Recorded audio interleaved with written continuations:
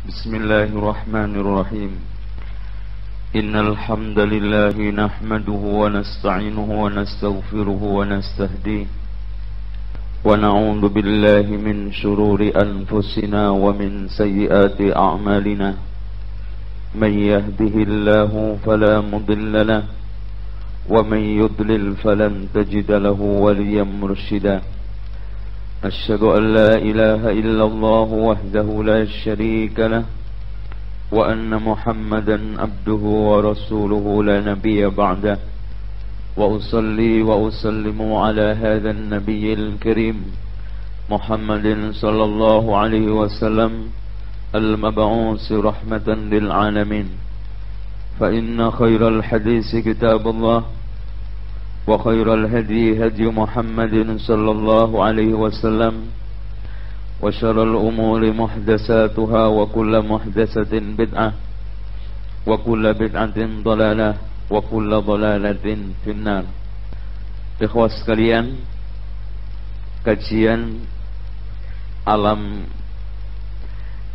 gaib dan dunia misteri dalam pandangan ahli sunnah, karena di sana ada alam gaib dan dunia misteri dalam pandangan televisi lain, dalam pandangan dunia perdukunan juga lain, dalam pandangan orang-orang pesantren juga lain, dalam pandangan aliran-aliran sesat dari kaum rasionalisme dan juga neo-mu'tazilah lain. Intinya masing-masing memiliki pandangan sesuai dengan akidah yang mereka yakini. Maka kesempatan kali ini saya akan membahas tentang masalah dunia gaib atau alam misteri ini menurut kacamata ahli sunnah wal jamaah, ulama as-salafus salih, dan pandangan Rasulullah, sahabat serta tabi'in. Mereka itulah yang dimaksud oleh Rasulullah sallallahu alaihi wasallam, khairun nasi qarni summal ladzina yalunahum summal ladzina yalunahum. Kalau mereka orang yang paling terbaik, bukan hanya baik karena dia dekat dengan Rasulullah, tetapi mereka adalah baik di dalam ad-din, agamanya, baik di dalam pemahamannya, dan baik di dalam pengamalan Islamnya. Sehingga apapun berbicara masalah agama, yang menjadi standar, yang menjadi tolak ukur adalah mereka, para as-salafus salih, as-sahabah wal tabi'in. Karena Rasulullah sendiri juga memerintahkan, alaikum bisunnati wa sunnatil khulafa'ir rasyidin al-mahdiyin.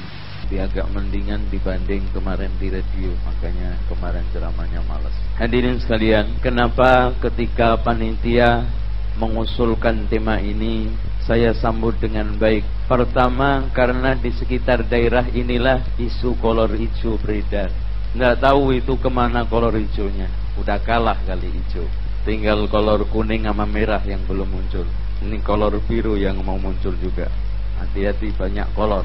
Kemudian yang kedua, karena sekarang ini siaran-siaran yang tidak sesuai dengan ajaran, baik yang mereka tayangkan di media elektronik maupun mereka tebarkan di dalam media cetak, yang sungguh sangat menyesatkan umat awam. Jangankan yang awam, kadang-kadang kiai dan juga orang-orang yang notabene ustaz atau dipandang sebagai tokoh agama juga bisa tergelincir di dalam masalah memahami alam yang satu ini. Saya sering mengkritik di mana-mana, kenapa setiap semakin kesana siaran televisi semakin membodohi umat. Kalau kita lihat negara kafir pun masih mendingan. Mereka menayangkan tayangan-tayangan ilmiah seputar masalah kajian-kajian alam, seputar masalah penyelidikan laboratorium ilmiah. Bahkan dunia medis ditingkatkan, dibiayai miliaran, bahkan triliunan. Di sini dibuat untuk tayangan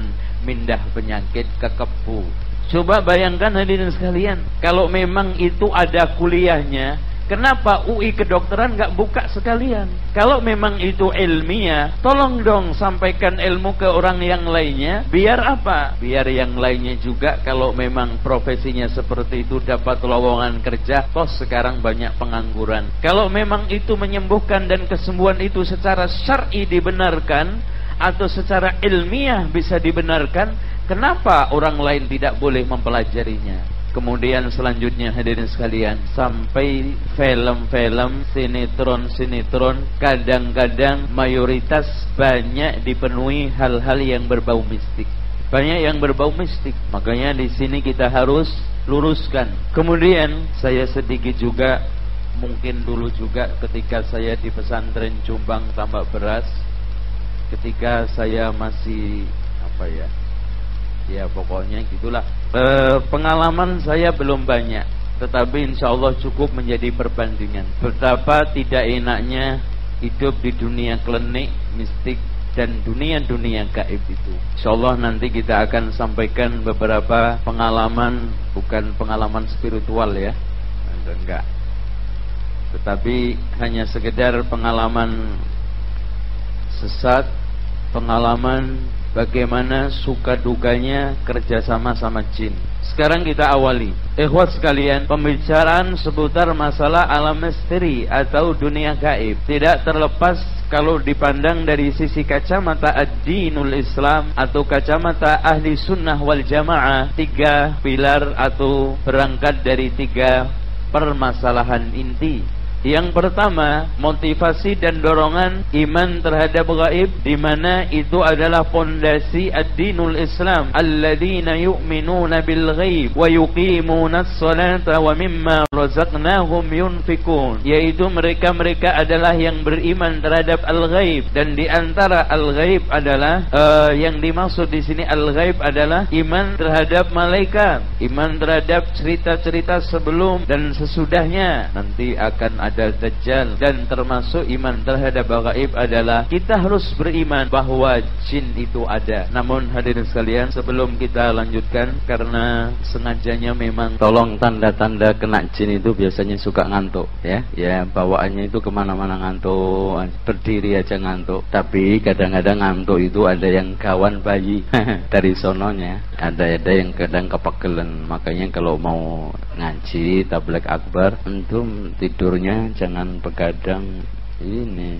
Nonton sepak bola ya, ayo ketahuan loh, itu sepak bola itu juga termasuk pemicu datangnya jin. Kita lanjutkan setelah alladzina yu'minuna bil ghaib. Bilal arto, inti permasalahan yang kedua. Kenapa kita membahas masalah alam gaib dan dunia misteri ini? Al-imanu bil qada wal qadar, khairihi wa syarri. Sebelum kita menyeburkan di dalam pembahasan masalah ini, kita harus camkan bahwa apapun yang terjadi di alam ini, sampai yang terjadi pada diri kita atau jin menimpa kita, itu tidak lepas bi qada'illahi wa qadarihi. Makanya Allah mengomentari tentang seputar masalah sihir, wa ma hum bidarrina bihim illa biiznillah. Tidak akan mereka memberikan bahaya kecuali atas izin Allah Subhanahu wa taala. Kemudian yang ketiga, kita harus camkan bahwa as-sabru ala aqdarillah, sabar terhadap takdir-takdir Allah, itu kunci di dalam menyelesaikan segala sesuatu. Dengan demikian, iman terhadap gaib, percaya terhadap takdir, kemudian sabar terhadap ketetapan dan segala ketentuan Allah, kunci permasalahan, inti permasalahan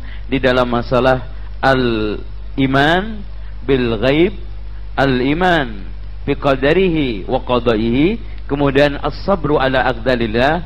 Ini menjadi pilar utama pembahasan dunia gaib atau alam misteri ini. Jadi sudah nggak runut ini, tadi dipisah tadi. Oke, sekarang langsung kita, antum sudah sering mendengar membahas masalah alam jin ya? Sudah sering? Belum? Kalau sudah sering nggak usah dibahas, kalau belum kita bahas. Hadirin sekalian, pernah ada satu kejadian jin sedang diruqyah yang nyurup pada diri seseorang. Kemudian di antara isi dialog itu dia kecewa banget sama manusia. Kenapa saya digambarkan di dalam film, di dalam gambar-gambar itu selalu makhluk yang mengerikan? Katanya dia. Padahal saya itu biasa. Dan memang betul, jin itu makhluk biasa. Cuman beda alamnya gitu aja. Tapi digambarin kadang-kadang kepalanya aneh-aneh, terus keluar apa? Keluar ini apa? Taringnya, lidahnya besar. Ini semuanya nggak ada. Jin sendiri tidak terima. Makanya kebanyakan umat kita ini takut sama jin itu bukan karena tahu alam jin itu sendiri, karena sering melihat film horor. Betul. Jadi sampai ada orang yang takut mau masuk rumahnya sendiri. Nah, nanti kita akan bahas ternyata di mana-mana itu ada jin. Kenapa kita harus takut sama jin? Enggak perlu. Ya. Sekarang kita akan bahas jin adalah alam, bukan manusia, bukan malaikat, akan tetapi alam tersendiri.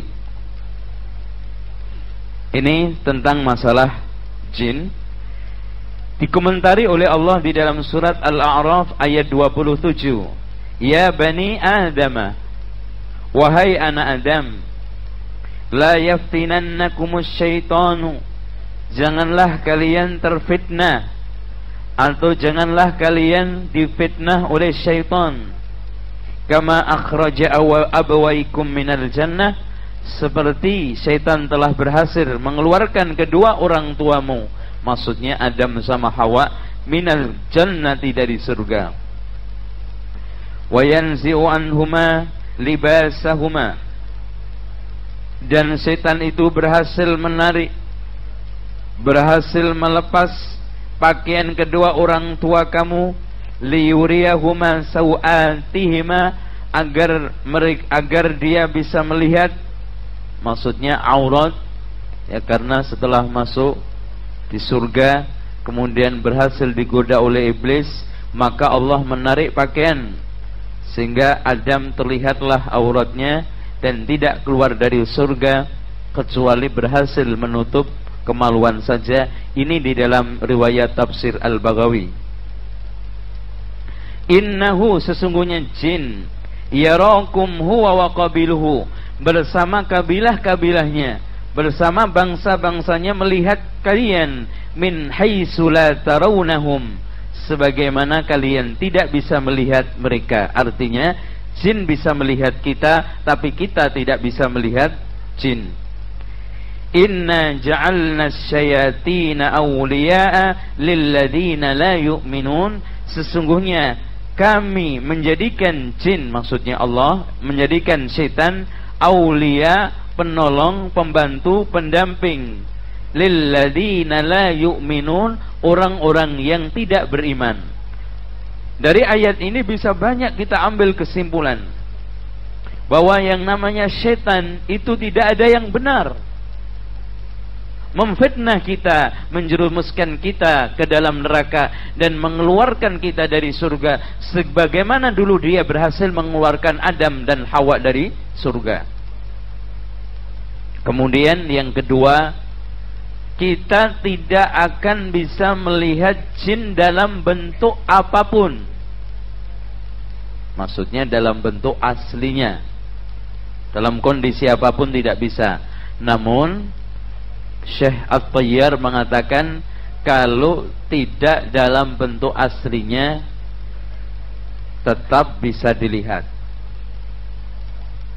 Jadi yang dimaksud ayat ini adalah dalam bentuk aslinya. Artinya kita tidak akan bisa melihat syaitan jin dalam bentuk aslinya. Tetapi kalau menjelma Tidak ada satu ulama pun ahli sunnah wal jamaah yang mengingkarinya, kecuali beberapa orang yang termakan oleh pemikiran orientalisme atau mengikuti pemikiran rasionalisme atau mengikuti pemahaman Mu'tazilah. Dan dari ayat ini juga bisa kita ambil kesimpulan, apapun bentuk kerjasama dengan jin itu hanya dilakukan orang-orang yang la yu'minun. Berarti di sini bentuk kerjasama dengan jin apapun ya bentuknya, itu akan mengakibatkan hilangnya iman, kurangnya iman, bahkan hanya layak dilakukan orang-orang yang la yu'minun, tidak beriman. Hadirin sekalian, perlu kita ketahui bahwa jin adalah makhluk yang terhina, makhluk yang lebih rendah daripada manusia.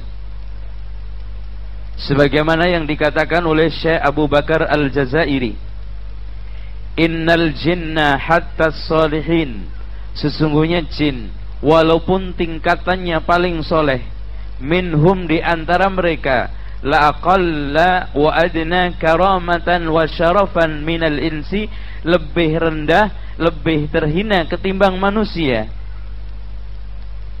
Apalagi Allah telah menetapkan, walaqad karramna bani adama wa hamalnahum fil barri wal bahri wa razaqnahum minat thayyibat wa faddalnakum ala katsirin mimman khalaqna tafdila. Jadi ayat ini ikhwah sekalian, tidak ada kesempatan lagi kita harus hormat, kita harus mengagungkan, apalagi memuja kepada jin. Makanya seluruh permintaan bantuan tidak mungkin kecuali pasti mengandung unsur dosa. Antum bisa lihat di dalam surat Al-Jin ayat 6. Wa annahu kana rijalun minal insi ya'udzuuna birijalin minal jinni fazaduhum rahaqa.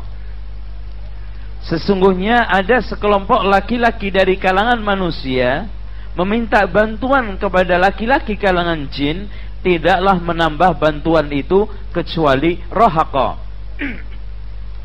Disebutkan riwayat Ibnu Katsir, beliau menukil dari Abdullah Ibnu Abbas, yang dimaksud rahaqa adalah melampaui batas dan dosa besar. Melampaui batas bagi jin, jin kan rendah, hina. Kalau dipuja, disanjung oleh makhluk yang halus, yang hebat, yang bagus, yang terhormat, melonjak, melampaui batas. Makanya setiap kalau kita lagi meruqyah, kemudian di antara jin itu ada yang mengatakan, saya senang sekali kalau kunjungan ke tempat-tempat dukun. Kenapa? Karena aku dipuja, aku disanjung. Lebih senang lagi aku kalau ke Bali. Itu di sana makanan-makanan pada saya kencingi dimakan orang. Dia akan melonjak, dia akan berlebihan, overacting. Dengan demikian tidak layak untuk dihormati. Nah, dosa bagi manusia. Kenapa, Pak? Karena tidaklah jin itu memberikan bantuan kepada manusia yang gratis. Nggak ada. Dan bayarannya bukan rupiah dan dolar, tapi dosa besar, syirik, kufur. Makanya kalau bisa menyembelih kepala manusia, kenapa harus kebo? Kalau bisa menyembelih kepala kebo, kenapa harus kambing? Kalau bisa menyembelih kepala kambing, kenapa harus ayam? Makanya semakin gede persembahannya, semakin gede juga bantuannya. Nanti akan kita sebutkan trik-trik tukang sihir atau dukun di dalam meminta bantuan kepada setan atau jin itu. Caranya bagaimana? Dan nanti di referensi juga tidak ada. Adanya ini memang langsung kita harus jebur ke tempat-tempat orang-orang yang telah berpengalaman seperti ini. Gak ada bukunya nanti, makanya sebagian yang saya sampaikan gak ada bukunya. Ya, kalau mau bukti anak aja, ya, ke Jombang, ya, terus kemudian ke Gresik, Paciran, itu banyak tuh, ya. Ini dukun-dukun yang bertampang kiai. Pelan-pelan aja, biar nggak dengar. Dengar keluar nggak Pak? Atau jangan-jangan ini ada dukunnya nih? Anak khawatir. Ya, kalau bahas masalah politik ada intel. Kalau bahas masalah dunia ini ada dukun. Baik. Sekarang jin. Kenapa dikatakan jin? Dikatakan jin dari kata janna ya jinnu, artinya istataro, tertutup. Karena dikatakan jin karena mereka tidak bisa tertutup, tidak bisa dilihat oleh pandangan manusia, indera manusia. Makanya Pak, jannah, surga dikatakan jannah karena saking rindangnya pohon-pohon tanaman yang ada di kebun itu menutupin semua rumah-rumah yang tinggal di situ. Rindang sekali, tidak gampang untuk dilihatnya. Makanya surga yang kita huni nanti, masya Allah, ya, enak, tenang, tentram, ya. Tidak ada gaduh sedikit pun. Pergi ke puncak repot, macet. Nggak ada apa-apanya itu dibanding ini. Kadang-kadang kita ke puncak kita bela mati-matian macet, pergi ke ngaji nggak mau, padahal nanti dapatnya surga yang indah. Coba bayangkan nggak pernah kena lembur.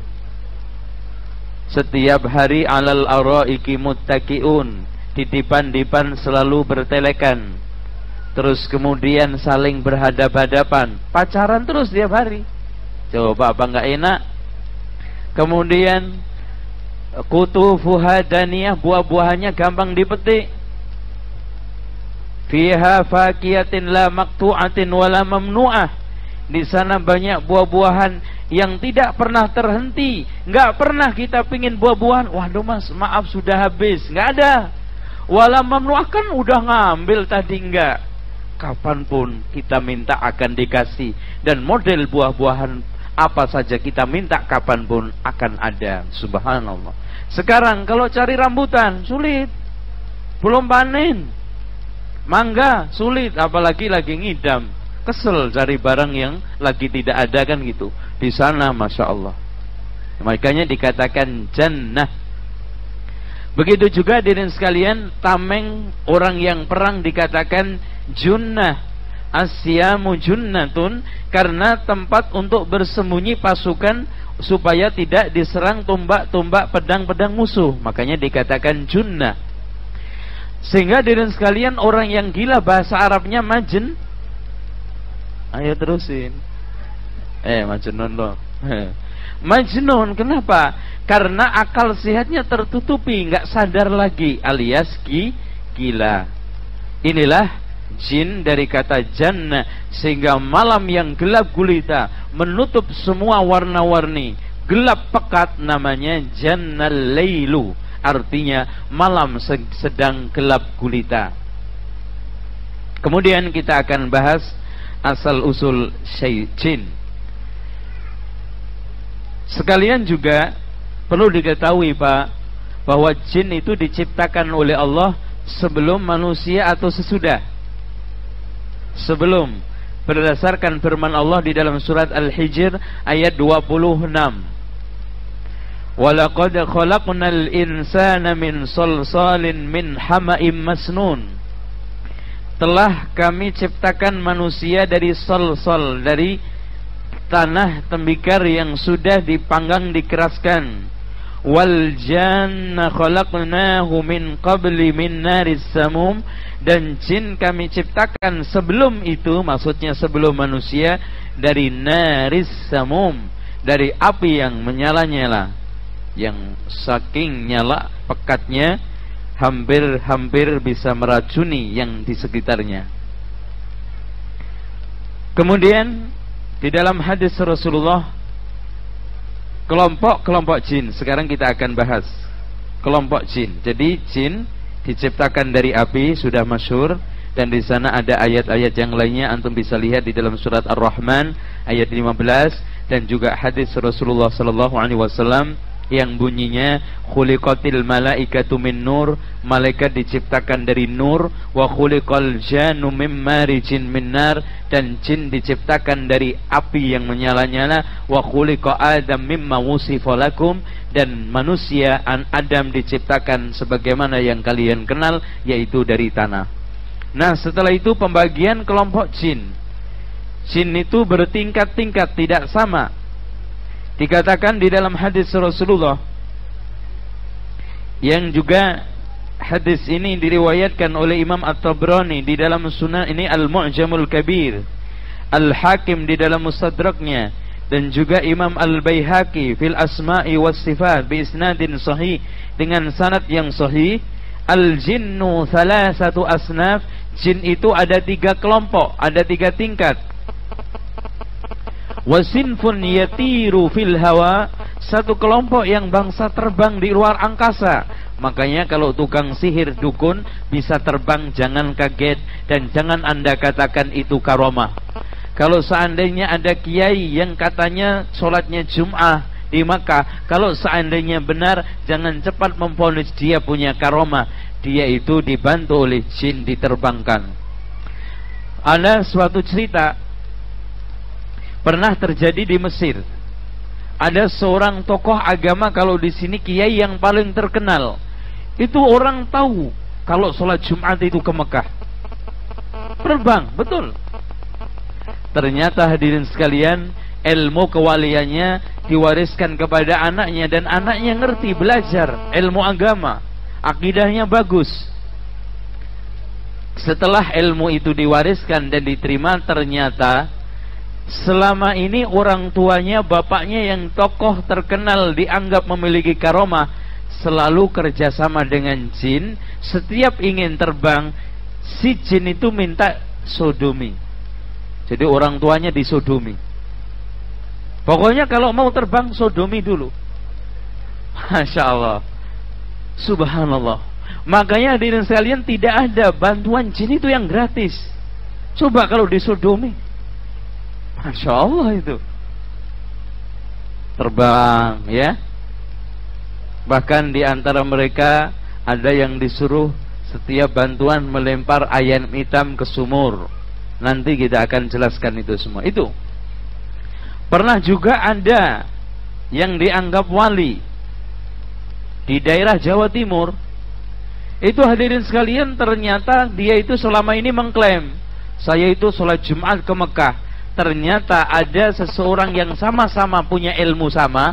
Dia lihat disangkutin di pohon bambu, di atas bambu, dihayalkan sama setan, sama jinnya kayak sholat di Masjidil Haram. Tersesat. Masya Allah, kasihan itu. Nangkring di pohon ini, di pohon bambu.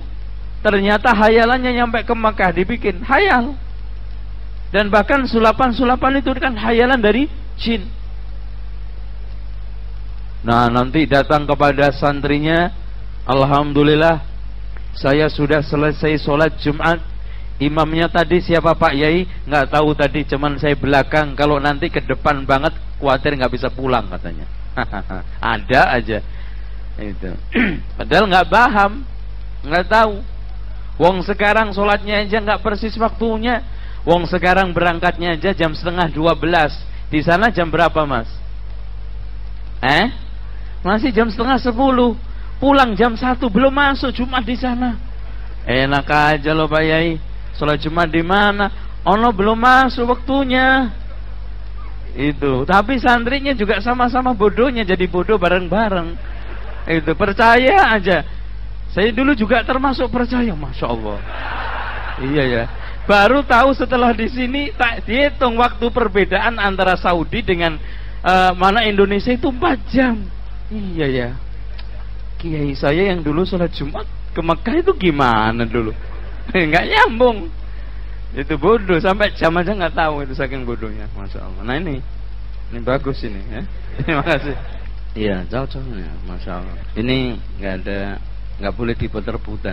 Kalau di pesantren disisain sedikit. 2, Masya Allah. Ini untuk tabarruk ini satunya. Sekalian, ada lagi satu kiai, anak juga pernah ke sana. Dulu ya, saya bukan cerita untuk ngajak antum, tidak. Dulu, dan ini saya sudah kapok. Di ini saya kasih catatan kaki besar, ya. Catatan kaki besar, sebesar kebu. Udah. Atau sekalian gajah. Pokoknya nggak mungkin ke sana. Ada namanya Itu Pak, saya datang ke sana, itu jarang orang yang dengan mudah ditemui, ya. Jarang orang dengan mudah ditemui. Kadang-kadang ada yang nunggu sampai 3 hari, 4 hari, seminggu nggak ditemu-temui, ya. Orang-orang NU yang tahun dekade tahun 70-an, kira-kira pemudanya zaman-zaman itu tahu itu kiai yang terkenal dan termasuk, ya, itu kiai yang tukang bikin baju Ontokusumo itu loh, baju yang kayak Semar tuh yang ada tulisannya untuk pengibawaan, itu anak punya juga dulu. Terus kemudian hadirin sekalian, ada juga kiai yang bisa berubah jadi buaya putih, nggak tanggung-tanggung. Sulit nyari buaya putih yang wajar aja sulit juga. Ini ada kiai jadi buaya putih. Kalau pas jadi buaya diburu orang gimana? Itu hadirin sekalian, guru utama Thariqah Naqsabandiyah dan Qadariyah di Surabaya. Itu juga diyakini memiliki kesaktian, memiliki karomah keajaiban. Seperti ini kalau sholat Jumat ke Mekah tuh. Nah, saya datang ke sana ditemui. Dia pakai pakaian hitam-hitam. Mau sholat Jumat kurang setengah jam. Bawa bawa celurit, terus pakai pakaian mau ke sawah. Itu mau kemana Pak Yai? Itu ya. Mau ke sawah katanya. Duh, sholatnya di mana? Kata orang, jangan tanya sholat. Ini mau sholatnya ke Mekah. Itu Masya Allah. Ya udah, anak udah khawatir itu, anak jangan kualat tadi, tanya aja kualat itu bisa-bisa. Iya, takut ya akhi. Nah, setelah itu tegang kita ini, nggak ada juga ini kiai. Itulah hadirin sekalian, diterbangkan oleh jin ke sana sini. Dan memang tidak mudah, tidak sembarangan orang mendapatkan bisa kerjasama dengan jin yang satu ini. Ya. Kalau yang kafir juga ada yang bisa terbang. Makanya David Copperfield yang bisa terbang ke sana sini, bisa melihat tembus dinding lapis berapa saja bisa melihat, itu minta bantuan dari jin juga. Jadi jangan anggap itu suatu yang mustahil, tetapi jangan benarkan, karena itu semuanya isti'anah, minta bantuan kepada jin. Ini hakikatnya semua. Terus kemudian wasin pun hayatun wakilab. Kelompok yang selanjutnya adalah kelompok ular sama anjing. Nah, ini yang banyak ini, ya. Ini yang sering kerjasama sama dukun-dukun keceng-keceng sekitar sini. Maksudnya dukun-dukun Indonesia itu jinnya jin tingkatan ular sama anjing. Makanya hadirin sekalian, ketika ada ular rumah, kita dilarang untuk membunuhnya, karena Rasulullah mengatakan kebanyakan adalah ular rumah itu jin, sehingga disuruh memberikan tunda sekali, 2 kali, 3 kali, baru setelah itu dibunuh. Kalau balik lagi, jangan langsung dibunuh, karena pada waktu zaman Rasulullah juga terjadi, ada seorang sahabat pemuda, kemudian rasa hati tidak enak. Ini disebutkan di dalam Musnad Ahmad ibnu Hanbal. Kemudian minta izin kepada Rasulullah untuk pulang. Ternyata istrinya dilihat sudah ada di depan pintu mau ditombak. Inilah menunjukkan hadirin sekalian penjagaan mahramiyah istri sahabat-sahabat dulu. Sekarang kaum muslimin istrinya keleleran kemana-mana dibiarin. Nggak bener itu. Keluar ke pintu mau ditombak tuh. Coba bayangkan, sekarang perempuan-perempuan keluar sedikit ditombak, minta talak. Iya, malah senangnya yang jalan-jalan itu. Apalagi sekarang banyak mall. Mall itu tempatnya setan, hati-hati nanti.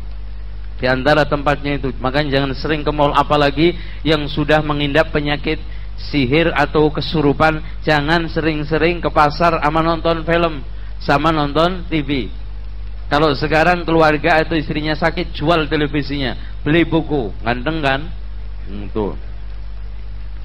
Terus kemudian kadang-kadang ada yang ajaib Mas. Pada saat kita sedang berak, tahu-tahu di dalam kamar mandi yang tertutup rapi ada ular. Tidak tertutup kemungkinan ular-ular rumah itu kebanyakan adalah jin. Nah, setelah itu kamu sebelum menumbak saya lihat di dalam rumah. Setelah dilihat ada ular melingkar besar di atas tempat tidurnya. Kemudian ditumbak, mati, mau dibuang.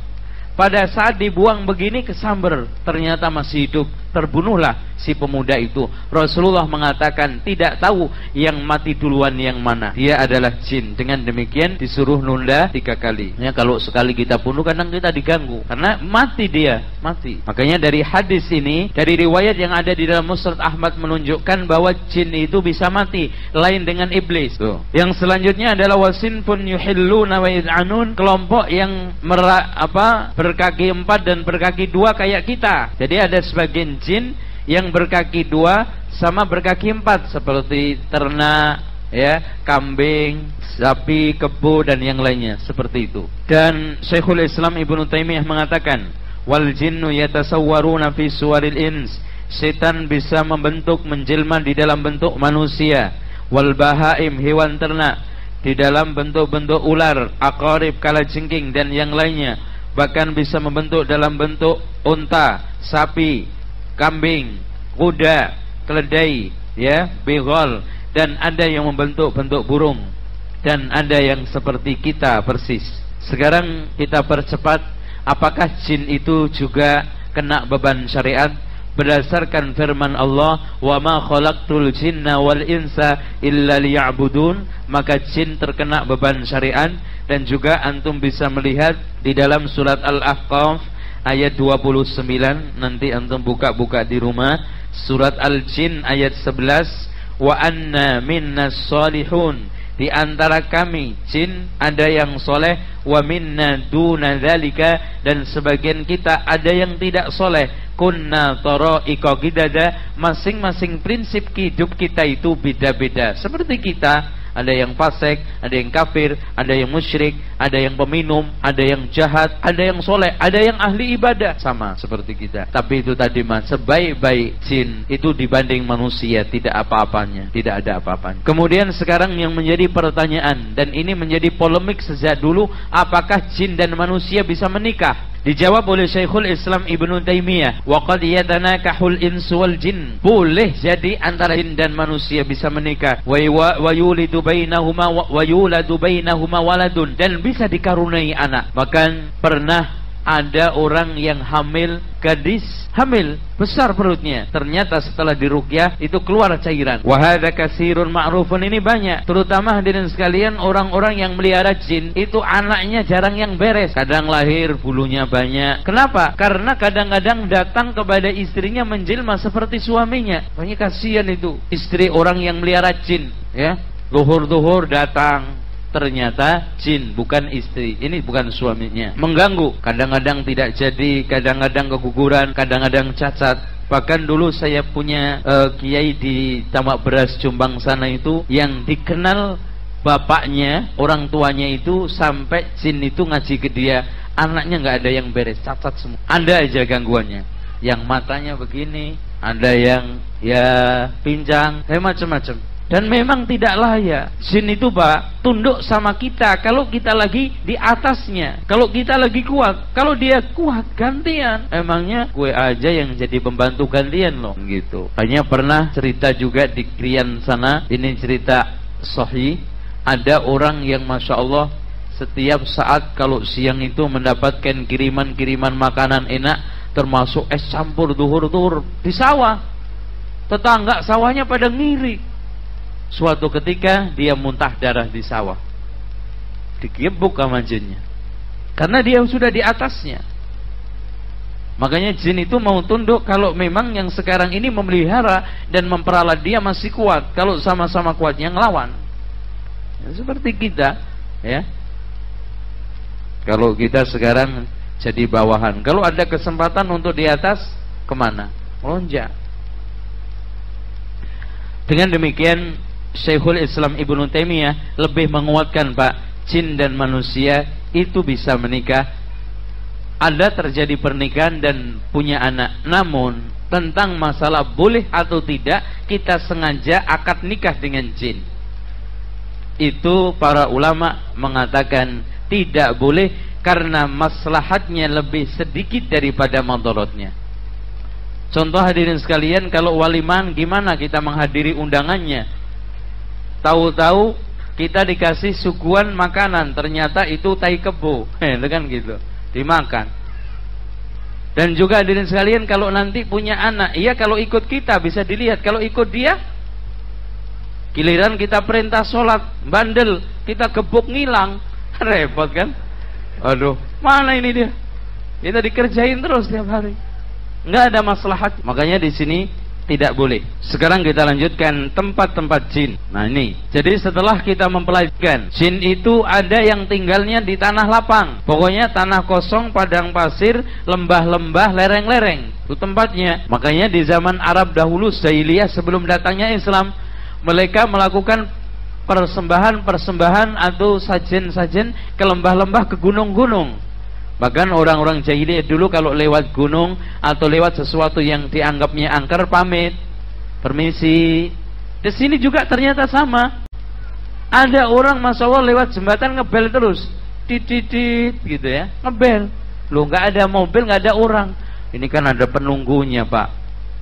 Ya, kata orang Jawa, ada yang bau rekso. Yang bau rekso itu yang jaga, pamit. Biasanya Mbak, permisi Mbah, itu ya, pamit. Ya, tahu-tahu mbahnya lagi nggak tahu, kayaknya nggak bener, biarin. Makanya dari sekalian, kadang-kadang ada orang habis sepak bola terganggu, main-main di tanah lapang terganggu. Makanya kalau memang ada tanah kosong yang tidak biasa digunakan untuk permainan, maka jangan dibebaskan anak-anak kecil kita di sana. Dan kalau kena itu fatal. Bahkan di daerah Solo, Jawa Tengah, ketika saya dakwah di sana itu ada orang yang aslinya itu sepak bola, kecelakaan di lapangan, nggak begitu fatal, sampai sekarang lumpuh, tidak bisa berdiri. Nggak bisa berdiri, cuman tidur aja. Ya, ini termasuk juga gangguan. Yang keduanya, tempat sampah-sampah dan tempat-tempat ada nyaman. Jadi setiap tempat-tempat yang ada makanan itu jin di situ.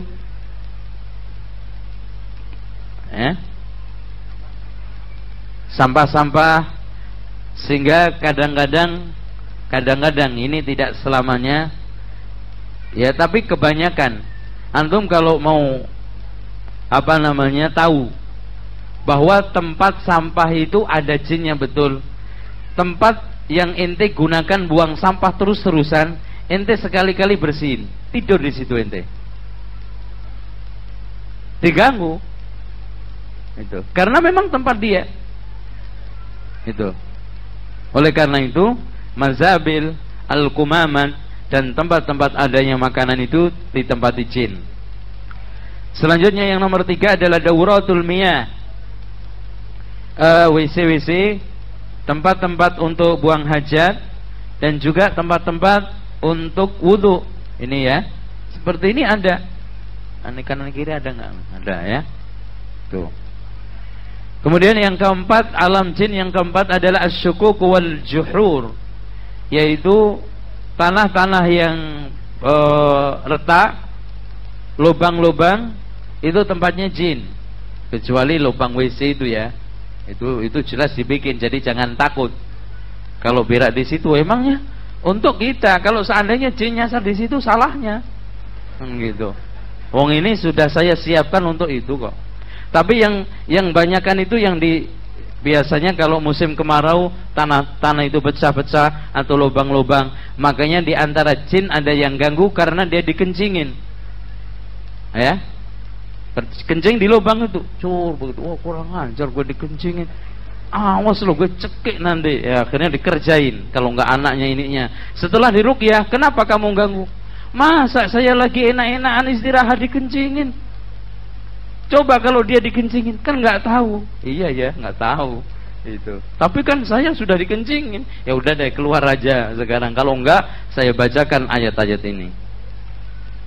Kemudian selanjutnya yang kelima adalah yaskununa ma'an nasi fi buyutihim, tinggal bersama manusia di rumah-rumah, yang disebut dengan jin awamir atau amirah. Jin amirah yaitu tinggal bersama manusia. Jadi dia itu kalau nggak ada manusia pergi.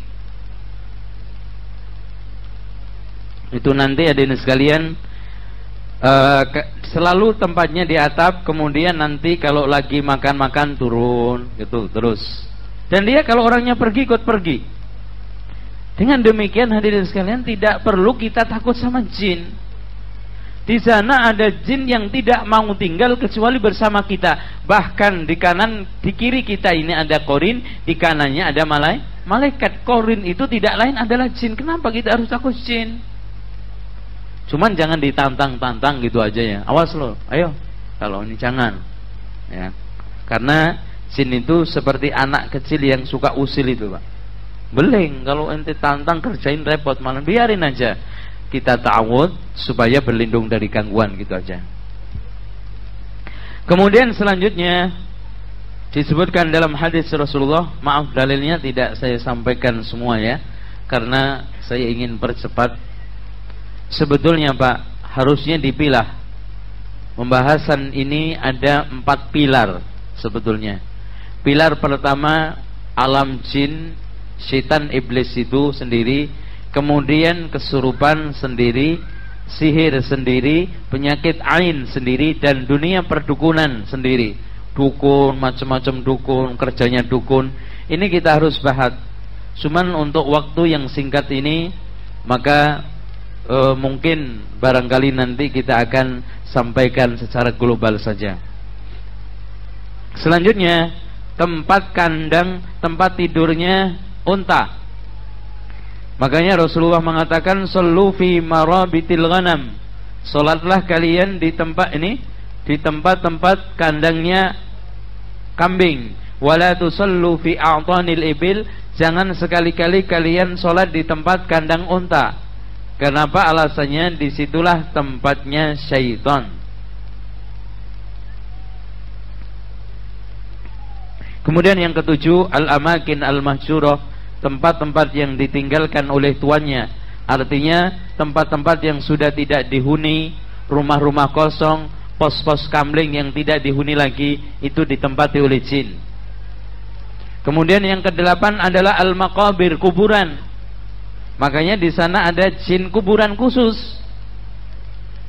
yang sering dipermainkan oleh orang-orang yang main sinetron di kuburan itu ya. Bahkan dikatakan oleh Syekhul Islam Ibnu Taimiyah, kebajangan jin tinggal di tempat-tempat tanah lapang, di kuburan, dan di tempat-tempat najis, dan juga tempat-tempat buang sampah. Ini dikatakan oleh Syekhul Islam Ibnu Taimiyah. Nomor 9, di pasar. Dikatakan oleh Rasulullah SAW, hadis ini diriwayatkan oleh Imam ini Salman Al-Farisi, dikeluarkan oleh Imam Al-Haythami di dalam Majma'uz Zawaid, la takunanna in istata'ta awwala man tadkhulus suqa. Jika di antara kalian mampu, jangan orang yang pertama kali masuk pasar, wala akhiru man yakhruju minha, orang yang paling akhir keluar dari pasar. Fa innaha ma'rakatus syaitan, karena disitulah tempat pertempuran syaitan. Wa fiha yansibu rayatahu, dan disitulah tempat orang bertempur dan menancapkan benderanya. Ikhwas sekalian, makanya kalau kita lihat di pasar-pasar itu sering terjadi hipnotis, sering terjadi gangguan-gangguan, karena disitulah pertempuran syaitan itu. Makanya nggak ada orang yang dihipnotis di masjid itu, jarang. Ya, pasar. Makanya orang itu dianjurkan Rasulullah, jangan sekali-kali kalau bisa orang yang pertama kali masuk pasar terakhir keluar dari pasar. Kadang ada orang hobi jalan-jalannya di pasar, jelek itu. Jangan sampai pergi ke pasar kalau nggak butuh. Dan usahakan ketika masuk pasar membaca doa. Doanya gimana? Oh, pada nggak bisa lagi. Ibu-ibu, doa masuk pasar gimana, Mbak? La ilaha illallah wahdahu la syarikalah, lahul mulku walul hamdu wa huwa ala kulli syai'in qadir. Kebanyakan ibu-ibu nggak tahu. Padahal sering pasar, sehari bisa 2 kali. Makanya banyak yang pulang kesetanan. Itu ya. Istri ini suaminya yang kasihan. Terus sekarang waktu kerja setan. Kalau kita kerjanya pagi. Sekarang dengarkan hadis Rasulullah. La tursilu fawashikum, janganlah kalian melepas binatang ternak kalian. wasibyanakum, dan juga anak-anak kalian, idza ghabatis syamsu, ketika matahari terbenam, hatta tadhhaba fahmatul 'asha, sampai betul-betul malam itu berjalan beberapa saat. Fa inna syayatina, karena syaitan, tamba'isu, ketika itu mulai keluar, menyebar. Idza ghabatis syamsu hatta tadhhaba fahmatul 'asha, sampai betul-betul malam itu datang. Makanya dianjurkan di dalam hadis yang lainnya, anak kita rangkul, pintu kita tutup, karena setan tidak bisa membuka pintu yang tertutup. Kemudian juga wadah-wadah harus kita tutup, kalau memang kosong kita harus telungkupkan, dan kita membaca bismillah. Kalau memang kita tidak menemukan, pokoknya harus kita letakkan sesuatu yang menghalangi begini, ya. Dan matikanlah lampu-lampu, karena setan kadang-kadang masuk ke tikus, apalagi lampu-lampu yang terbuat dari itu minyak, itu biasanya masuk ke tikus, kemudian dia ke sana sini merusak, sehingga terbakar dengan lampu itu rumah kita. Maka anjuran Rasulullah untuk mematikan lampu di situ. Sekarang yang dari pengurus, coba lihat. Tolong dilihat di sini cara menangkal gangguan jin dan setan, supaya saya tidak usah mengulangi. Ini cara-cara untuk menanggulangi gangguan jin sama setan. Nah, barang siapa yang ingin aman sebelum dimasukin, karena orang itu kalau sudah dimasukin biasanya jin sudah tahu pintu masuk ke dia, maka orang yang telah kesurupan atau sudah kena sihir itu harus lebih ekstra hati-hati. Sebelum kena, antum perhatikan poin-poin yang telah tertulis di dalam makalah atau selebaran yang ada di depan antum semuanya. Terutama ikhwah sekalian, ta'awud sebelum masuk ke rumah baru. A'udzu bikalimatillahi tammati min syarri ma khalaq. Entah antum mau kemah atau ke puncak, kemudian tinggal di suatu villa, intinya mau tinggal di rumah baru, jangan lupa membaca doa a'udzu bikalimatillahi tammati min syarri ma khalaq. Kemudian ta'awud pada waktu kita itu terkena gangguan, atau pada saat kita itu mimpi tidak enak. Ta'awud pada saat kita berhubungan dengan istri kita. Ta'awud pada waktu masuk WC. Dan juga di sana masih banyak ta'awud yang dianjurkan oleh Rasulullah sallallahu alaihi wasallam. Sekarang kita akan membahas masalah yang berkaitan dengan gangguan jin. Hadirin sekalian, gangguan jin itu sangat banyak sekali, ya. Ada yang masun kulli, kesurupan keseluruhan, artinya dia tidak sadar secara keseluruhan. Ada yang masun juz'i, kesurupan hanya separuh, umpamanya tangannya sakit-sakitan, nggak stroke juga, atau badannya suka sakit-sakitan. Ini namanya kesurupan juz'i. Makanya barang siapa yang menemukan rasa sakit ada di dalam tubuhnya, dianjurkan membaca bismillah, bismillah, bismillah, a'udzu billahi wa qudratihi min syarri ma ajidu wa uhadir. Kemudian ada masun daimun, ada yang kesurupan terus menerus. Jadi dia dibikin seperti orang gila, ngomong dengan dunia lain. Ini juga masya Allah ngeri, ya. Kemarin juga ada yang datang ke rumah, ini sihir. Ternyata setelah dialog, dia itu sudah masuk 11 tahun yang lalu, dan baru ketahuan 1 tahun ini.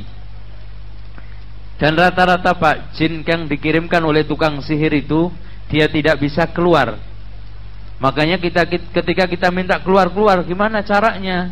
Mau nggak dibantu? Mau, karena memang dia itu kalau kembali dibunuh, atau memang dia tidak tahu caranya keluar, dikirim. Karena si tukang sihir ini sudah ada kerjasama rapi dengan tokoh kabilah jin itu, huwa wa qabiluhu. Karena jin itu seperti manusia yang berkabilah-kabilah. Ini bangsa ini, bangsa ini. Sehingga dukun itu rata-rata kalau mau menyembuhkan orang biasanya ditanya namanya siapa, terus kemudian ibunya siapa, bapaknya siapa. Ini tujuannya untuk mencari, mengecek daftar dia itu masuk ke kabilah mana ini gangguan. Itu dikasih, ini dicari nanti di dalam komputer, tek-tek begitu, ternyata jin juga canggih itu. Oh ternyata si fulan ini masuk ke daftar gangguan kabilah ini. Berarti kalau mau minta bantuan supaya keluar, jangan datang ke saya, sono. Saya nggak kenal ini orang namanya ini. Dilihat KTP-nya juga nggak ada, ya. Makanya dicek kabilah sana, ternyata ada. Maka kalau dia ingin keluar harus memberikan persembahan kepada si ketua kabilah itu, suruh keluar, ya. Kalau enggak, ya nggak bisa. Ada juga masun taifun, artinya orang itu dibikin kaget-kaget atau dibikin kadang-kadang kadang-kadang kumat, kadang-kadang tidak. Selanjutnya hadirin sekalian, kita akan membahas tanda-tanda orang kesurupan. Secara umum, tanda-tanda kesurupan, orang itu kalau dengar azan atau dengar bacaan Al-Quran gemetar, kepala pusing. Itu kalau dengar azan. Tapi azannya bukan azan yang itu malah seneng jinnya. Azan yang benar-benar, ya. Ada kadang-kadang azannya masya Allah meliuk-liuk sampai nggak bisa didengar. Itu malah tidur jinnya. Allahu Akbar, Allahu Akbar, azan yang sunnah. Itu dia gemetar. Jangankan dia yang paling tinggi, ifrit aja kalau dengar azan itu lari sampai keluar kentutnya, rut begitu. Saking takutnya sambil nangis. Nanti tapi kalau selesai azan balik lagi. Untuk. Makanya di sini mendingan setan jin kalau dengar azan masih takut. Setan manusia ini yang kebangetan. Dengar azan malah ngambil gitar. Repot. Nah, dibacakan. Kalau dibacakan Al-Quran, terutama ayat-ayat yang terkait dengan jin sihir itu biasanya diawali dengan kepalanya pusing, terus gak mau mendengarkan. Kayaknya ada gangguan pendengarannya itu. Ada yang mengatakan jangan dengar, ya. Tuh. Kayaknya orang-orang yang benci dengerin Quran itu ada jinnya semua tuh. Itu. Nah, jin itu bentuknya di dalam hati dia menciptakan was-was, atau memang jin sengaja mengganggu, menyakiti. Kemudian kita deteksi yang selanjutnya pada saat dia bangun. Biasanya dalam kondisi wajar, waras, sehat, bangun seperti ini, satu al-araq wal qalaq, dia itu selalu dibikin stres, galau, gelisah. Itu cirinya pertama. Jadi galau, gelisah, dan suka dibikin ketakutan. Tetapi takut apa? Enggak jelas. Kemudian yang kedua, biasanya senang menyendiri, ya, senang uzlah. Senangnya menyendiri, uzlah, tidak mau nyampur sama orang lain, ya. Kemudian yang ketiganya as-suda'ud daim, dia itu selalu menderita kepala sakit terus-terusan, ya, sakit terus-terusan, dipijat, diobatin, tidak pernah sembuh. Kemudian yang keempatnya, yang paling banyak ini juga adalah al-khumul wal kasal, dia dibikin itu malas, ya. Terus penampilannya itu tidak pernah rapi, ya, hos-hos, ya. Malas mandi. Makanya orang kalau sudah malas mandi hati-hati. Itu awal kena jin. Ya. Penampilannya itu biasanya dan sekalian tidak pernah rapi. Terus kemudian kalau kita lihat kamar tidurnya itu juga nggak karu-karuan, hidupnya nggak teratur, kemudian dibikin malasnya setengah mati, mau kerja malas, apa-apa malas. Terlebih diawali dengan malas mandi. As-sar'u wa tasannus, kemudian kadang-kadang dia kesurupan, kejang-kejang, seperti orang ayanan, tapi dia tidak biasa ayanan. Maka kadang-kadang ayanan itu kadang penyakit jasmani, kadang-kadang penyakit rohani yang hasil gangguan dari jin itu. Terus kemudian tidak mau menjaga kebersihan yang saya katakan tadi. Bahkan hadirin sekalian, kadang-kadang tanda-tanda ini tidak ada sama sekali. Maka kita cek ketika kita ingin menyembuhkan orang yang kena kesurupan, kita cek tidurnya. Nah, tanda-tanda tidur selalu melihat makhluk-makhluk aneh. Lihat orang tanpa kepala. Atau kadang-kadang makhluk ya, melihat orang-orang yang aneh, mukanya jelek, atau melihat orang-orang yang sudah meninggal dunia. Kemudian yang kedua, ru'yah mimpinya itu sering membuat ketakutan terhadap mimpi. Mau tidur takut terhadap mimpi. Kemudian sering ketawa berlebihan. Kalau lagi diem sekali, tapi kalau ketawa ngakak nggak ada habis-habisnya. Ini juga termasuk tanda-tanda orang kesurupan. Terutama hadirin sekalian, kadang-kadang tertawa pada waktu tidur. Ada. Kalau ada orang yang tertawa pada waktu tidur, senyum pada waktu tidur, dibangunin. Saya kira bangun, enggak. Nah, ini ada tanda-tanda itu. Itu. Ada. Orang yang tidur itu bisa ketawa, gitu kan gitu. Tahu-tahu senyum gitu. Bukan gila, enggak stres juga penyakit itu. Kemudian pada saat kita melihat itu semuanya, biasanya tanda-tanda yang kita lihat orangnya pemarah, ketakutan yang pemarah yang sangat, ketakutan yang sangat, gembira yang sangat, lalai yang sangat, dan juga senang mengikuti syahwat dan suka menyakiti orang lain, ganggu. Itu orang-orang yang tanda-tanda kena gangguan kesurupan. Tentang masalah kesurupan, Mbak, dalil-dalil kesurupan cukup banyak sekali. Di zaman Rasulullah pernah ada seorang perempuan yang datang, yang minta didoakan oleh Rasulullah SAW agar disembuhkan. Dan juga pernah Rasulullah SAW menyembuhkan orang yang kemasukan jin, kemudian dipukul oleh Rasulullah sambil dikatakan bahwa keluarlah wahai musuh Allah, saya adalah utusan Allah. Maka jin itu keluar. Ini semuanya tidak bisa kita ingkarin, karena terdapat di dalam hadis-hadis yang sahih, hadis-hadis yang sampai kepada derajat mutawatir. Karena itu ada di dalam Bukhari dan juga Muslim. Wallahu a'lam bishawab. Selanjutnya hadirin sekalian, sebab-sebab orang kesurupan. Faktor jin itu mengganggu manusia. Ada 6 faktor.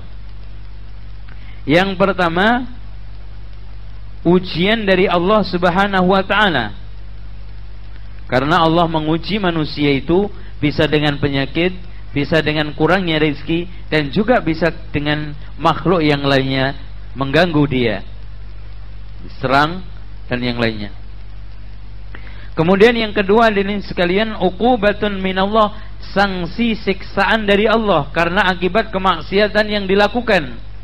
Makanya di antara jin itu menimpa orang-orang yang jahat, ahli maksiat, karena sanksi dari Allah Subhanahu wa ta'ala atas kemaksiatan yang mereka lakukan. Makanya disebutkan di dalam surat Az-Zukhruf ayat 36, wa may ya'shu an dzikrir rahmani nuqayyid lahu syaitanan fahuwa lahu qarin. Barang siapa yang sekarang ini berpaling dari zikrur rahman, maksudnya mengingat Allah, maka Allah jadikan teman yang mengikat dia adalah syaitan. Kemudian yang ketiga, karena asmara. Makanya ada di antara jin yang masuk ke perempuan atau laki-laki karena alasannya saya cinta. Hati-hati, yang lagi didemenin sama jin ini hati-hati. Lagi disenengin sama jin, kalau disenengin sama manusia enak nikah. Ya. Dan ini paling sulit karena alasannya cuma satu, yaitu cinta. Jadi lagi gandrung, lagi seneng, makanya dia dibikin untuk dimiliki, dan mungkin dia beranggapan saya bisa menikah dengan dia. Kemudian yang keempatnya adalah al-mujazah wal intiqam, karena sebab pembalasan, balas dendam Karena tadi mungkin di antara keluarganya yang disiram banyu panas atau air panas, ada yang dikencingin, mungkin tempat tinggalnya diberakin. Kadang-kadang ada orang juga keterlaluan berak di lubang-lubang tuh, ya. Berak di tempat WC itu loh. Kalau mau berak ngawur, ya, jangan. Ya, itu tempatnya jin. Makanya nanti ada gangguan-gangguan yang ditimpakan ke kita. Kemudian selanjutnya yang kelima adalah al-i'tida wal idza, itu hanya sekedar iseng yang dilakukan oleh syaitan. Jadi hanya sekedar ingin ganggu, usil. Kemudian yang terakhir, karena jin masuk ke kita dikirim oleh tukang sihir. Dan inilah jin yang paling susah untuk dikeluarkan. Saya sering menamakan jin instalan, diinstal oleh tukang sihir, sehingga program itu nggak gampang dirusak. Itu kayak kirim virus gitu loh Pak. Makanya harus di-scan lagi, ya, harus disembuhkan ekstra. Ini apa namanya, sabar, berulang-ulang. Kadang-kadang disembuhin keluar, ngundang lagi yang lebih kuat, masuk lagi, ngundang lagi lebih kuat, masuk lagi. Kenapa? Jin yang diperbantukan banyak. Karena si tukang sihir itu minta bantuan langsung kepada ketua kabilahnya. Wah, datang lagi, tuan, ini sudah kalah, tolong dikirimin lagi. Kirim lagi, masuk lagi, dan seterusnya. Makanya kadang-kadang keluar 2 masuk 10, kan gitu. Banyak masuknya ketimbang keluarnya. Inilah hadirin sekalian hal-hal yang menyebabkan jin itu mengganggu kita. Sekarang kita tiba saatnya kepada obat-obat atau apa saja obat yang diperbolehkan untuk menyembuhkan orang yang telah kena kesurupan ini. Sekarang hadirin sekalian, kita pertama, tidak ada obat yang paling bagus kecuali Al-Quran. Ya, Al-Quran. Al-Quran. Kemudian sekarang kita akan bahas syarat-syarat orang yang menyembuhkan kalau ingin meruqyah orang. Hadirin sekalian, tidak semua orang dengan gampang mengusir jin. Tidak semua orang dengan gampang mengusir syaitan. Walaupun mengusir setan, jin-jin itu bukan keahlian orang-orang tertentu saja. Bukan. Lain dengan dunia perdukunan itu, bahwa dunia ini hanya orang-orang milik orang khusus. Bahkan hadirin sekalian, semua kita ini bisa menyembuhkan, mengeluarkan jin dari tubuh manusia, menyembuhkan kesurupan, menyembuhkan sihir. Bahkan pengobatan yang terbaik adalah diri kita sendiri. Cuman masalahnya ada di antara orang yang lengkap persyaratannya, ada orang yang kurang persyaratannya, bahkan di antara orang ada yang tidak ada sama sekali persyaratan untuk bisa menyembuhkan, sehingga doa-doa yang dibaca itu tumpul, tidak mustajab. Maka sering saya mengumpamakan, Pak, Quran itu seperti pisau tajam. Tergantung yang sekarang ini ngiris. Kalau sekarang tangan yang digunakan untuk ngiris ini setruk, maka setajam apapun pisau tidak akan bisa dibuat untuk mengiris benda apapun. Maka Quran itu merupakan pisau yang tajam, harus diiris dengan orang yang begitu kuat imannya, kuat persyaratannya. Insya Allah itu semuanya akan bisa terkabulkan. Di antara syarat yang pertama adalah husnul i'tiqad. Seorang raqi atau orang yang meruqyah harus memiliki akidah yang baik. Nggak mungkin ikhwah sekalian, orang yang sekarang ini akidahnya, tauhidnya jeblok, berbagai macam khurafat, berbagai macam bid'ah ada di dalam dirinya, kesyirikan dilakukan, tidak mungkin. Kalau seandainya ada orang yang mampu menyembuhkan dengan melakukan berbagai macam kesyirikan, kekufuran, ketahuilah itu bukan cara syariat, akan tetapi cara-cara seperti yang dilakukan oleh dukun, walaupun label dia adalah kiai atau yang disebut dengan alim ulama. Alhamdulillah bukan ulama. Alim ulama itu berlebihan juga ya. Alimul ulama itu kan lebih dari al-allamah. Makanya antum jangan sering-sering mengucapkan alim ulama, apalagi orangnya biasa-biasa saja. Nah ini, maka ikhwah sekalian, kita itu kadang-kadang cukup malas menyembuhkan orang yang sakit itu keluarganya tidak siap akidah. Kenapa? Kalau tidak siap akidah, tidak siap terkondisikan Islam di rumah, itu disembuhkan nanti kita pulang balik lagi. Kadang-kadang cukup membuat kita itu kesel. Subhanallah hadirin sekalian, kita sedang enak-enaknya menyembuhkan, keluarganya nonton televisi. Celek. Gak mungkin itu. Rumahnya ada gambar-gambar di tanggalan di ini. Ini semuanya tidak dibenarkan. Kemudian hendaknya seorang raqi yang meruqyah ikhlas karena Allah Subhanahu wa taala. Kemudian yang ketiga, ayyakuna ar-raqi muti'an lillah, hendaknya seorang yang meruqyah itu ahli ibadah, taat beragama dan menjauhi berbagai macam kemaksiatan. Kalau sekarang orang yang tukang ruqyah ahli maksiat, jauh dari itu semuanya, yakni tidak bisa menyembuhkan. Kemudian kalau seandainya sekarang, tolong dihati-hati yang sakit perempuan, jangan sampai terjadi khalwah alias berdua-duaan dengan yang kita sembuhkan, harus disertai dengan mahram dan aurat seluruh tubuhnya harus tertutup rapi. Usahakan, apalagi orang yang sedang kesurupan itu biasanya gerak-gerak, jangan sampai terbuka auratnya. Maka Syekh At-Tayyar menyarankan barang siapa yang belum nikah jangan sekali-kali meruqyah. Kenapa? Kalau belum nikah itu sulit mengendalikan dirinya dan masih rentan berbagai macam gangguan, itu ya. Kemudian yang selanjutnya nomor 5, hendaknya seorang yang meruqyah terus menjaga bersuci baik dari hadas besar maupun kecil. Jangan sampai meruqyah dalam keadaan kentut atau berhadas, karena itu lebih dikabulkan oleh Allah Subhanahu wa taala. Sebelum dia meruqyah, hendaknya seorang raqi mendiagnosa dulu, mendeteksi dulu sebab asal usul sakit orang ini. Jangan-jangan dia bukan kesurupan tapi stres. Ya, harus ditanya dulu, dicek dulu gejala-gejala pada saat tidur bagaimana, gejala-gejala pada saat bangun bagaimana, terus kemudian dia itu suka pemarah enggak, kalau ketawa ngakak enggak, dan yang lainnya. Ini semuanya kalau memang ada, kita mulai ruqyah. Karena pernah pengalaman kecolongan, kita sedang meruqyah orang tetapi kita tidak tanya penyakitnya dari mana asal usulnya, langsung kita ruqyah. Ternyata stres 2 hari tidak minum pil stresnya itu, sekarang kumat. Ya ini Pak, biarpun diruqyah sampai khatam Quran nggak sembuh-sembuh, malah niruin ketika itu.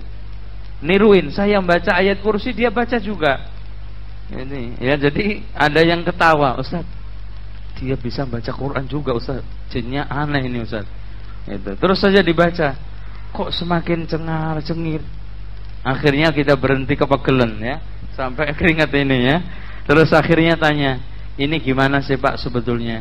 Ini kan ceritanya gini Pak Ustaz, ini 2 hari sudah nggak minum pil stres. Waduh, udah pulang deh, ayo pulang. Udah, ya, ini nggak bisa diruqyah. Hendaknya seorang ruqyah harus amin, amanah. Amanah artinya kalau melihat sesuatu gejala-gejala yang aib, tidak gampang menceritakan kepada orang lain. Dan juga hendaknya dia seorang yang betul-betul nasih, ikhlas. Ya, kalau ada apa-apa, dia tidak gampang untuk memvonis ini, memvonis itu, dan mencela ini, mencela itu. Artinya kita ruqyah. Nah, sekarang setelah itu bagi orang yang diruqyah. Bagi orang yang diruqyah hendaknya meyakini bahwa segala manfaat madarat itu datang dari Allah. Jangan sampai meyakini bahwa itu datang dari orang yang meruqyah. Makanya beberapa ulama, di antaranya Syekh Abdul Aziz bin Baz, Dr. At-Tayyar mengatakan tidak afdol orang itu membuka biro ruqyah sehingga orang berdatangan, itu nggak bagus. Ya, ini pertama nanti akan muncul beberapa keyakinan, wah ini orang paling memiliki kesaktian karomah, tidak seperti yang lainnya. Dan yang kedua, akhirnya ada yang banding-bandingin, di sana lebih bagus, lebih manjur daripada yang ini. Kayaknya ini imannya kurang kuat, di sana bagus. Kemudian hadirin sekalian, nanti menyebabkan hurur yang roqi ini. Wah, coba orang setiap hari ratusan datang ke rumah saya. Akhirnya mirip seperti dukun, apalagi pasang iklan. Silakan bengkel apa ya? Aduh, kesindir lagi nanti. Bengkel akhlak, ya. Saya juga mau buka bengkel akhlak ini, ya. Bengkel akhlak dan rohani. Ini akhirnya hadirin sekalian, nanti orang yang datang ke sana dia menyewakan, wah. Terus kemudian hadirin sekalian, al-istiksar, nanti berlebihan di dalam mengambil upah daripada orang-orang yang diruqyah. Inilah yang membuka peluang-peluang madarat. Sehingga saya sarankan semua harus jadi tukang ruqyah. Udahlah, nggak usah disarankan sana sini. Kalau ada orang yang sakit di sekitarnya, cepat digarap sendiri-sendiri. Kalau kita nggak berusaha untuk garap, wah saya belum memenuhi syarat Ustaz. Penuhi sekarang, ya, penuhi. Kalau sekarang banyak maksiat, tinggalin. Nggak bisa baca Quran, hafalin. Baca tajwidnya, makhrajnya, gitu, dan seterusnya. Sehingga tidak ngandelin nunggu Ustadz. Sampai kadang pasiennya udah melilik-melilik begini, nggak disembuh-sembuhin. Jangan nunggu ruqyah sendiri-sendiri. Sehingga tidak ada kesan mirip dengan tandingan, kan. Wah, kalau ada Ustadz si fulan yang bisa mindah ini ke sini, maka ini harus ada tandingannya. Sehingga tandingan. Dan ini kurang begitu bagus. Dan hendaknya orang yang diruqyah juga percaya yakin bahwa Allah lah yang memberikan kesembuhan semua itu. Ini kemudian yang ketiga, hendaklah orang yang diruqyah juga taat kepada Allah dan tidak melakukan apa-apa yang menyebabkan Allah Subhanahu wa taala murka. Demikian hal-hal yang terkait dengan sihir, kesurupan. Sekarang kita akan pindah ke jin dan kesurupan. Kita akan cepat pindah ke masalah sihir. Ehwah sekalian, perlu diketahui untuk membedakan antara kiai, dukun, paranormal, terus kemudian orang pintar, dan mungkin juga penyembuhan dengan Al-Quran. Di sini Syekh Abdul Salam Al-Bari membedakan kurang lebih 13 pembeda. Dari 13 inilah kita bisa membedakan apapun bentuknya, ini dukun, ini ruqyah dari Quran. Pertama, kalau dukun, tukang sihir atau paranormal, biasanya ketika mengobati awalnya bertanya kepada pasiennya, nama dia dan nama ibunya. Nama kamu siapa? Terus kemudian ibu kamu siapa?